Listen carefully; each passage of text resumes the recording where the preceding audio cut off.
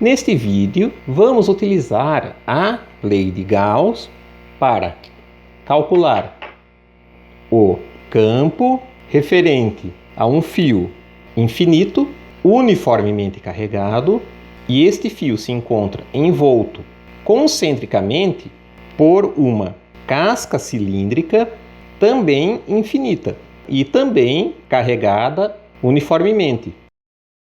Vocês podem imaginar esse sistema como sendo um cabo coaxial, ou seja, nós temos um fio infinito reto, de raio desprezível, um arame, carregado com uma certa densidade linear de cargas, e concêntrico a ele nós teremos uma casca cilíndrica definida por um raio interno R1 e um raio externo R2, que está homogeneamente carregada e tem uma certa densidade volumétrica de cargas ρV. E nós queremos obter este campo em qualquer ponto do espaço entre o fio e a casca cilíndrica, dentro da casca cilíndrica e fora do sistema. Nós vamos para isso usar a lei de Gauss e vamos seguir o roteiro que eu estabeleci no final do vídeo em que explico a lei de Gauss e que eu coloquei na descrição deste vídeo. Eu recomendo que antes de você prosseguir, você leia este roteiro, entenda cada passo e imagine, tente estruturar o que você fará em cada etapa. Seguindo então o roteiro, a primeira parte consiste em representar graficamente o problema. O que nós temos aqui é uma casca cilíndrica. Essa casca é infinita, tem um comprimento infinito. E dentro desta casca infinita nós temos concêntrica a ela um fio, também infinito. Este fio está carregado com uma densidade linear de cargas ρL. Esta casca cilíndrica, definida por um raio interno R1 e um raio externo R2, possui uma densidade volumétrica de cargas homogênea, que eu chamarei de ρV. Isso significa que entre o fio e R1 nós não temos carga. A carga se encontra nesta casca cilíndrica, cuja secção transversal eu estou achurando. Vamos representar esse sistema de frente. Nós temos aqui o nosso fio, ρL, saindo do plano, um raio R1, que é o raio interior da nossa casca cilíndrica, e temos o raio R2, que é o raio exterior da casca cilíndrica. Vamos ao passo 2, que consiste na identificação da simetria do problema e das características gerais do campo elétrico. Esta simetria indica que nós não devemos esperar uma componente do campo elétrico paralela ao sistema, afinal de contas o sistema é infinito. A densidade de cargas uniforme também indica que nós não devemos esperar componentes do campo que sejam tangenciais. Logo, nós teremos um campo puramente radial. Vamos escolher, para abordar o problema, então, a representação cilíndrica. Teremos aqui a nossa casca cilíndrica, o nosso fio infinito, concêntrico a esta casca cilíndrica, e nós vamos definir, paralelamente ao eixo de simetria do cilindro, nossa direção Z, temos aqui o nosso versor Z, perpendicularmente a ele, radialmente, nós teremos nossa direção ρ, e tangenciando, nós teremos a direção φ. Vamos ao terceiro passo, que consiste na escolha da gaussiana adequada para simplificar o produto escalar do campo com a normal externa em cada ponto desta gaussiana. Nós concluímos que, por considerações de simetria, o campo terá apenas uma componente radial. Será então desta forma. Ele estará sempre na direção de ρ. Logo, nós vamos optar por uma gaussiana cilíndrica paralela ao sistema e concêntrica a ele. Então, tomando como referência o nosso fio interno, eu vou construir concentricamente a ele, que tem sua densidade linear de cargas, um cilindro. Esse cilindro possui um comprimento que eu vou chamar de L e um raio que eu chamarei de ρ, sendo consistente com a direção ρ que eu defini. Veja que R1 e R2 são fixos, são parâmetros do problema, porém ρ é uma variável, é a distância até o fio.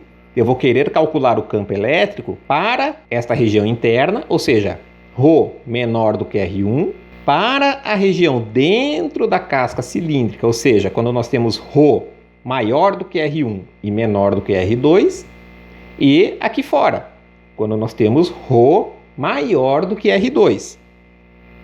Então, esta é a nossa direção Z. Nosso cilindro está alinhado e concêntrico ao fio. Agora nós vamos ao passo 4, que consiste em, se necessário, dividir a gaussiana em regiões de acordo com a simetria envolvida. Nós já fizemos isso quando calculamos o nosso exemplo do fluxo de um fluido através de uma superfície cilíndrica. Também utilizo essa mesma gaussiana no cálculo pela lei de Gauss do campo elétrico de um plano infinito, e nós vamos chamar esta região aqui de 1, esta base de 1, esta outra base eu chamarei de 2 e esta superfície lateral eu chamarei de 3. Esta, lembrando, é a nossa gaussiana S. Então, nós já fizemos a divisão.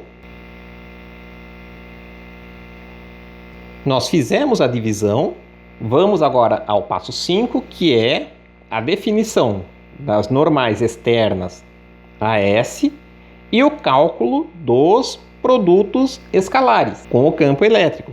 Na região 1, nós temos que a normal é o próprio versor Z, afinal de contas, a normal externa será este versor aqui. Então, E escalar N1 será igual a E ρ escalar Z, sendo que ρ e Z são ortogonais, então o produto escalar fornecerá 0. Na região 2, nós temos que N2 será igual a menos Z, ele está no sentido oposto ao de Z. Então, o produto escalar de E com N2, mais uma vez, o nosso campo elétrico é E ρ, vou tomar o produto escalar com menos Z, fornecerá 0. Resta fazermos o cálculo na região 3, onde a normal é o próprio versor ρ. Então, o produto escalar do campo elétrico com N3 será igual a E ρ escalar ρ, que nos fornecerá a própria intensidade E. Agora, nós podemos calcular o fluxo, fazer o sexto passo. Afinal de contas, o fluxo através da gaussiana, S será igual a Psi1 mais Psi2 mais Psi3. A soma dos fluxos através de cada parte.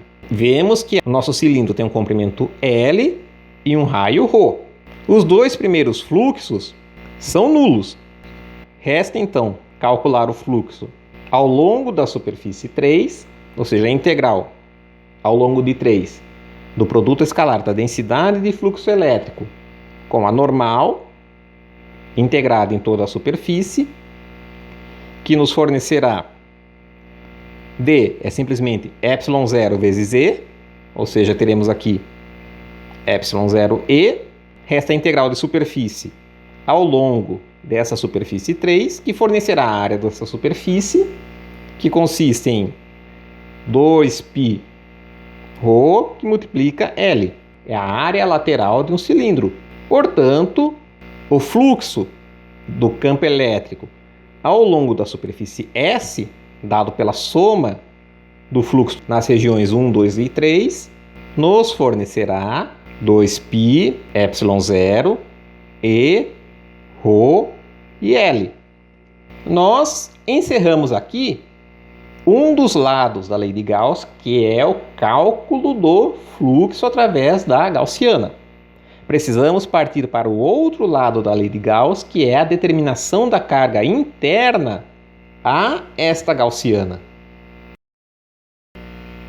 Vamos agora à determinação da carga interna à gaussiana. Então, vou representar o nosso sistema de frente. Temos aqui a secção transversal. Esse aqui é o fio. Aqui nós temos R1. Aqui nós temos R2. E eu terei a nossa gaussiana com um dado raio ρ. Então, nós precisamos dividir o problema em regiões. Primeira região, 0 menor ou igual a ρ, que é menor ou igual a R1. Nós estamos nesta região entre o fio e o início da nossa casca cilíndrica. E nessa região, a única carga é a do fio, que possui uma densidade linear de cargas ρL. Então, a carga interna, neste caso, nesta região que eu chamarei de 1, é simplesmente a densidade linear de cargas do fio vezes o pedaço do fio que está envolto pela gaussiana. A gaussiana tem comprimento L, então aqui nós temos L. Carga sobre comprimento que multiplica comprimento. Vamos agora à segunda região, ou seja, onde nós estamos na casca cilíndrica, R1 menor ou igual a ρ, que é menor ou igual a R2. E neste caso, a gaussiana estará englobando a carga do fio mais a carga referente a esta parte aqui, achurada, da casca cilíndrica. Então, neste caso, a carga interna na região 2 será a carga interna do fio, que nós já calculamos aqui em cima, mais uma carga que é dada pela densidade volumétrica de cargas da casca cilíndrica, e o volume que nós vamos considerar aqui é o volume de um cilindro, ou seja, a área da base vezes a altura. A área da base será dada por π. Então, nós temos de considerar o raio ρ ao quadrado. Porém, eu tenho dentro desse cilindro de raio ρ uma parte que é vazia, que é dada por esse R1. Esse cilindro é oco, então eu tenho de subtrair este volume oco do cilindro, multiplicando então a altura. Então, a nossa carga interna, neste caso, na região 2, será dada por ρL mais ρv π ρ ao quadrado menos R1 ao quadrado, multiplica L. E agora, vamos à terceira região, que é aquela onde o nosso raio é maior do que R2. Eu já estou aqui fora. Então, a carga interna, chamarei essa região de 3, será igual à carga total do fio mais a carga total da casca cilíndrica, que é quando nós temos ρ igual a R2. Se fosse um cilindro maciço, seria simplesmente π R2 ao quadrado, que multiplica o comprimento, a altura dele, que é L. Porém, eu tenho de subtrair essa região que está vazia, ou seja, eu tenho que tirar esse cilindro de raio R1. Teremos então o ρL do fio mais a carga do cilindro ρv π, que multiplica R2 ao quadrado menos R1 ao quadrado vezes o comprimento ou altura do cilindro, da gaussiana. Vamos agora ao passo 8, que consiste em igualar para cada região o fluxo à carga interna da gaussiana. Nós calculamos o fluxo que, em geral, fornece 2π ε0 e ρL. Então, nós vamos igualar para cada região esse fluxo à carga interna. Na região 1, 0 menor ou igual a ρ, que é menor ou igual a R1, nós teremos que 2π ε0 e ρL será igual à carga interna, ρL, que multiplica L. Nós temos L em ambos os lados da igualdade, podemos cancelar. Ficaremos então isolando E com ρL sobre 2π ε0, 1 sobre ρ. Veja que obtivemos aqui o campo referente a um fio infinito. Neste caso, o campo elétrico no interior da casca cilíndrica independe da carga da casca cilíndrica. É como se aqui dentro nosso sistema fosse constituído apenas pelo fio, não importa o que tem fora da nossa gaussiana. Na região 2, nós vamos igualar o fluxo 2π ε0 e ρL a carga interna que obtivemos para esta região, ρL mais ρv π ρ ao quadrado menos R1 ao quadrado L. Cancelamos o L que está presente em ambos os lados e, isolando E, nós ficamos com 1 sobre 2π ε0, que multiplica ρL mais ρv vezes π ρ ao quadrado menos R1 ao quadrado sobre ρ.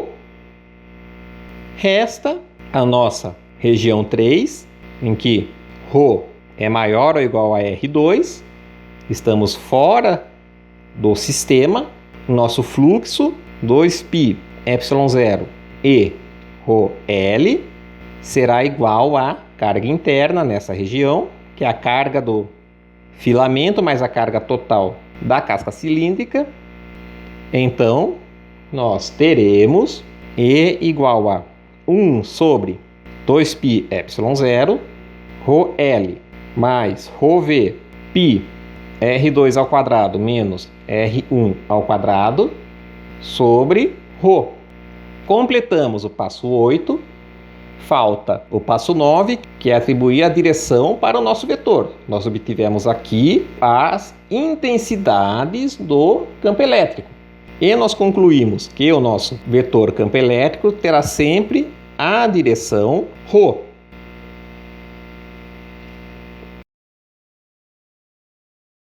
Nosso passo 9, nós teremos que o E de ρ na região 1 é dada por ρL sobre 2π ε0, ρ versor sobre ρ. Isto, estamos na região 1, entre o filamento e o início da casca cilíndrica. Na região 2, dentro da casca cilíndrica, nosso campo será dado por essa intensidade que nós encontramos na direção ρ. E na região 3, fora do sistema, nós teremos essa intensidade para o campo elétrico na direção ρ.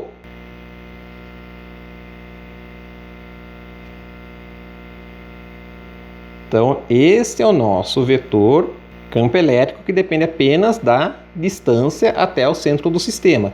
Note que nós não podemos falar no campo elétrico para ρ igual a 0. Nós temos uma singularidade nesse campo. Então, nosso zero aqui fica entendido como sendo um epsilon, um valor tão próximo do filamento quanto nós queiramos, porém jamais chegar até ele. Veja que o campo elétrico é contínuo em todo o espaço. Se eu substituir R1 aqui e R1 aqui, os dois resultados coincidirão. Se eu substituir R2 aqui e R2 aqui, também obterei o mesmo valor para o campo elétrico. Neste caso, então, ele é contínuo. Isso nem sempre acontecerá. Vemos como um belo exemplo o campo elétrico do plano, em que nós temos uma descontinuidade. Ele está apontando para cá e bruscamente no plano passa a apontar para o sentido oposto.